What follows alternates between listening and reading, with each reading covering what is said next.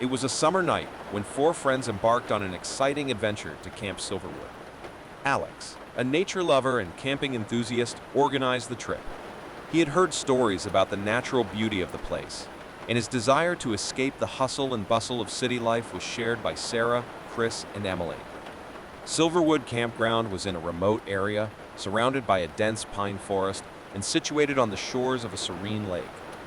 It was a perfect place to escape everyday stress and reconnect with nature. The promise of sunny days and starry nights around the campfire filled the group with excitement when they arrived at the location. Alex, the expedition's self-appointed leader, guided the pitching of the tents, while Emily, an avid cook, prepared a delicious meal over the campfire. Chris, the most adventurous of the group, had a list of trails to explore and plans to fish the lake.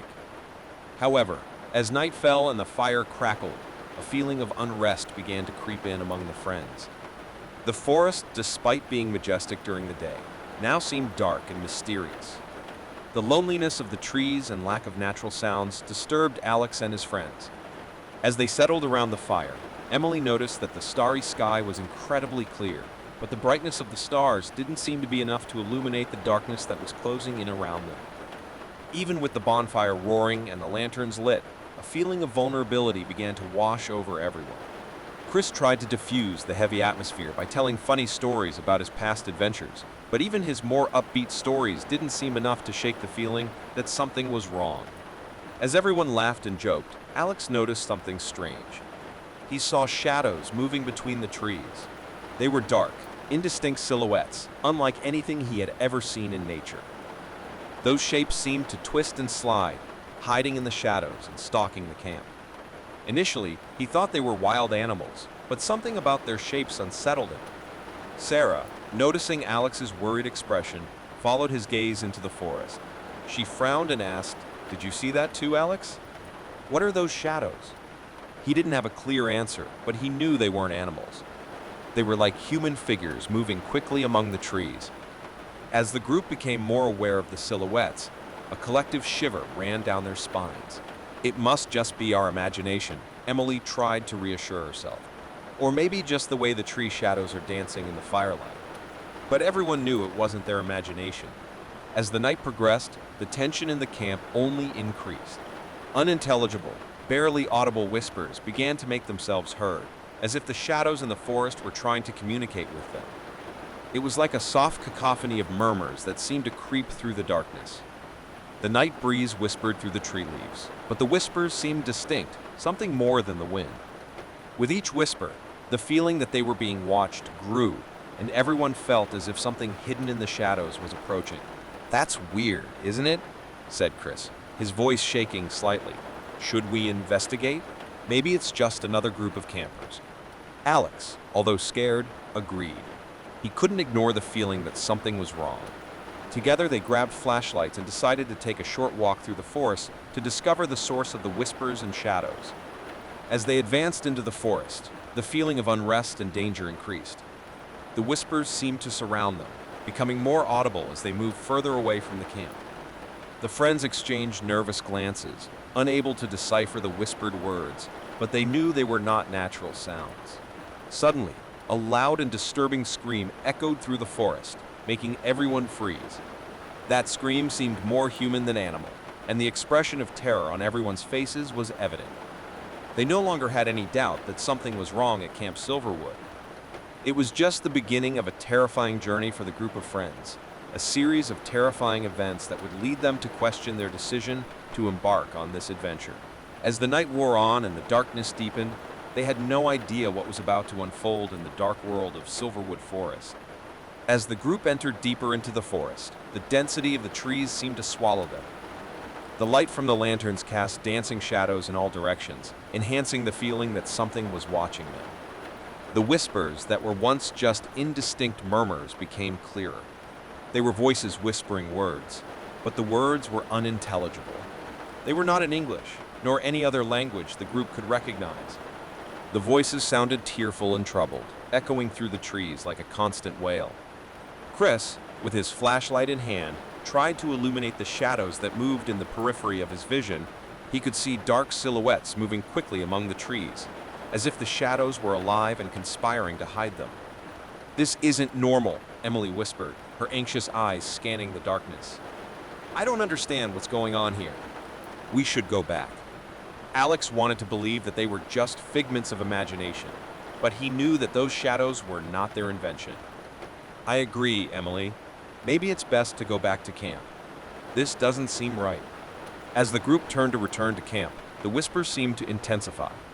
Not only did they hear the whispers, but they could now feel the warm breath on their ears, as if someone was whispering directly into their ears. Get out of here, whispered a nearby voice, sending chills down everyone's spines. The voice sounded desperate and shaky. Sarah stopped suddenly, her face turning pale. You guys heard that, right? Someone talked to us. Chris's gaze swept the darkness. He felt that they were surrounded by invisible presences, but he could see nothing beyond the trees. Yes, I heard. Who's there? Who's following us? The whispers multiplied, as if the voices around him were increasingly desperate to communicate. Meaningless words and tearful pleas filled the air. It was as if the trees themselves were alive and whispering ancient secrets. Emily squeezed Alex's hand, her expression mixing fear and curiosity. Maybe we should respond. Whoever's there looks like they need help. Before anyone could respond, a terrified scream echoed through the forest again. It was a human scream, a scream of panic and agony that made the group tremble with fear. There was no longer any doubt that something terrible was happening in that forest. Let's go back now, Chris exclaimed, his face pale. There is nothing good here. Something is wrong. Something is very wrong. The group made a quick U-turn and began running towards the camp. But as they moved away from the whispers and screams, the feeling that they were being followed persisted. They heard quick, heavy footsteps behind them, but they could not see who or what was following them. Darkness seemed to close in around them, and the group could not find their way back to camp. The lanterns, although lit, did not illuminate the path as effectively as before. They stumbled and fell, desperate to escape the scary forest. The whispers continued, louder and more desperate. It was as if the forest itself was trying to trap them, as if the trees wanted them to hear the disturbing stories they whispered. And as the night wore on, the friends realized they no longer knew who or what was in those woods with them. Finally, when everyone was exhausted and scared, they emerged from the forest and returned to camp. The firelight had dimmed, and the camp looked as lonely and terrifying as the forest. The night was just beginning, and they had no idea what else Silverwood Forest had in store for them. The friends returned to Camp Silverwood breathless and terrified. The atmosphere there had changed, and what was once a warm and welcoming campsite now seemed like a twisted nightmare.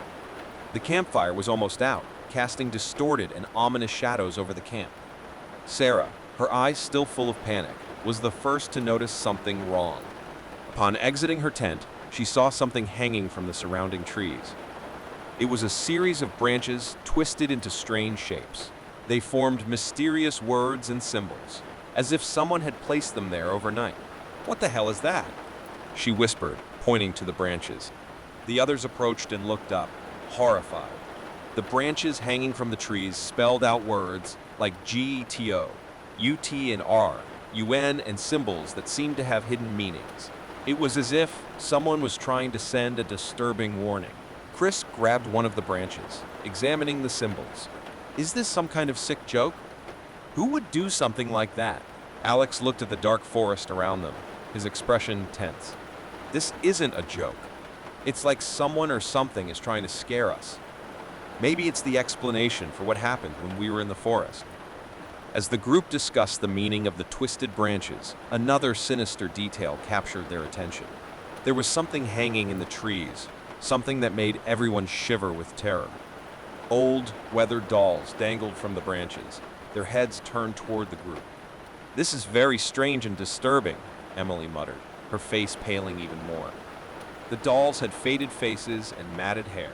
They were like forgotten memories from a distant nightmare, hanging from the trees like morbid ornaments.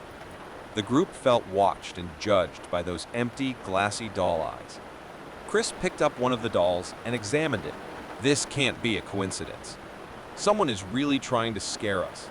The whispers in the forest continued, as if nature itself was crying and protesting the group's presence. It was a cacophony of unsettling sounds, a symphony of voices that seemed to be begging for something. Panic grew, and the group knew they needed to make a decision. Staying in the camp was unthinkable. They didn't know what or who was trying to terrorize them, but they weren't about to find out the hard way.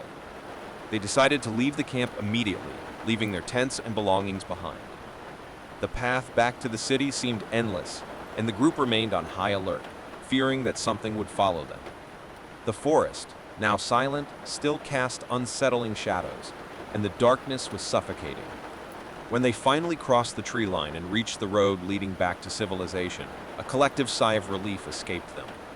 The feeling that they were being watched disappeared, and they felt temporarily safe. However, when they looked back one last time, they saw shadows moving in the dark forest. Something sinister and inexplicable still inhabited those woods, something that would remain unanswered. They arrived in town, tired and terrified, vowing never to return to Camp Silverwood again. The story of that night spread like a local legend, retold on dark nights around campfires.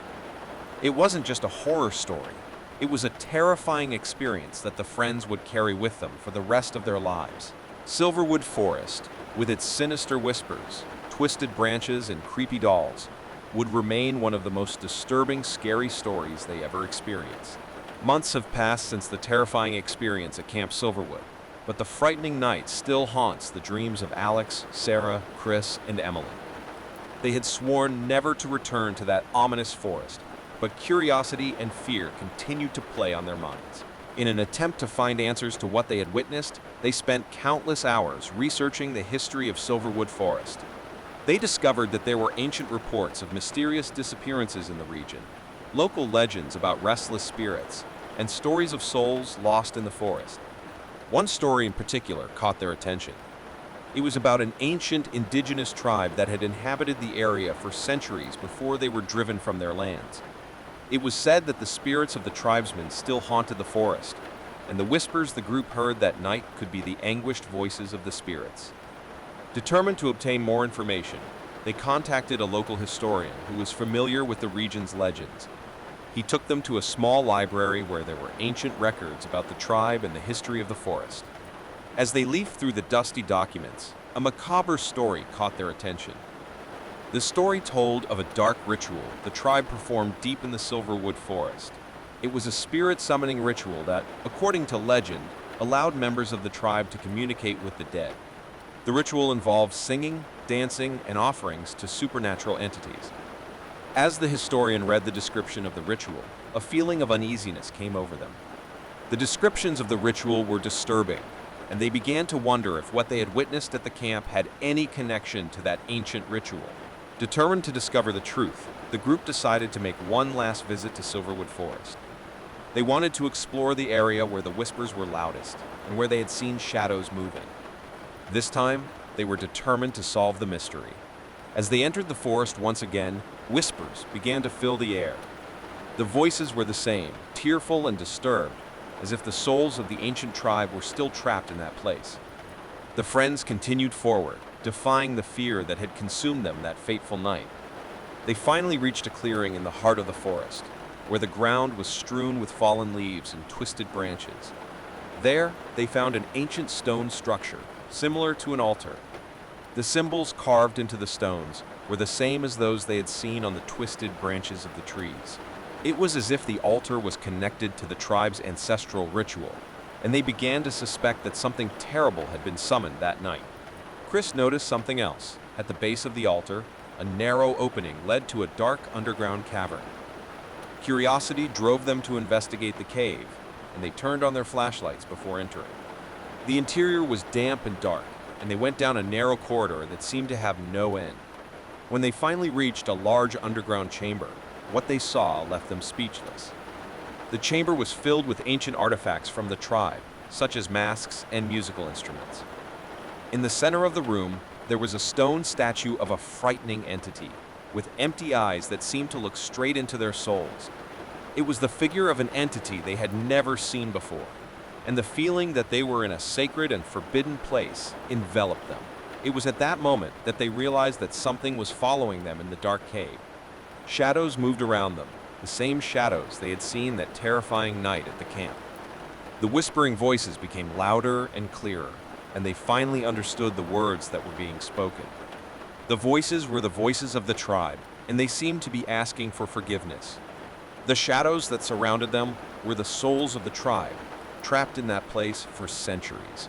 They were trapped in that world between life and death, and the terrible night the group had experienced was a manifestation of their anguish and despair.